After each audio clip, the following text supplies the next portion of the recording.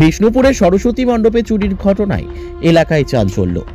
বিষ্ণুপুর শহরের মটুকগঞ্জ মোড় সংলগ্ন এলাকায় স্থানীয় একটি ক্লাবের পক্ষ থেকে সরস্বতী পুজো করা হয় প্রতি বছর। এবারও বাগদেবীর আরাধনা করেছিলেন ক্লাব কর্তৃপক্ষ। রাত্রি 11টা নাগাদ মণ্ডপ ছেড়ে ক্লাবের সদস্যরা যে যার বাড়ি চলে যায়।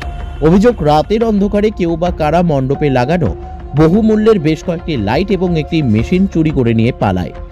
সকালে উঠে ক্লাবের সদস্যদের বিষয়টি নজরে আসে, তারপরই চাঞ্চল্য ছড়িয়ে পড়ে এলাকায়। স্বাভাবিকভাবেই শহরের মাঝখানে এই ধরনের চুরির ঘটনায় তাজ্জব এলাকার মানুষ। বাঁকুড়া বিষ্ণুপুর থেকে সুচিন্ত গোস্বামীর রিপোর্ট, এস নিউজ বাংলা। আমার এখানে আমি ইয়ুথকোর ক্লাবে এখানে আমি সরস্বতী পূজা করেছিলাম আমরা বাচ্চাগুলো। তো আমার এখান থেকে রাতের বেলায় আমাদের লাইটে কিছু জিনিস চুরি গেছে আর তো আমরা বুঝতে পারছি না কে নিয়েছে। ঠিক আছে, তো আমার চারদিকে স্পার্ক লাইট লাগানো ছিল, তারপর একটা মেশিন লাগানো ছিল, সব চুরি গেছে। তো মোটামুটি নাই করে 7-8 টাকার মাল এমনি আমাদের চুরি গেছে। তো বুঝতে পারছি না কে গেছে, তো যাকেও খুঁজতে যাচ্ছি কেউ কিছু বলতেও পারছে না। তো রাতের বেলায় কী হয়েছে না হয়েছে আমরা কিছু বলতে পারছি। কারা নিয়েছে এখানে তো এবারে বলতেও পারছি না, এবার কে নিয়েছে কার সত্য আছে বলাও যাচ্ছে না। এখন দেখি কি হয়, যাবো থানাতে।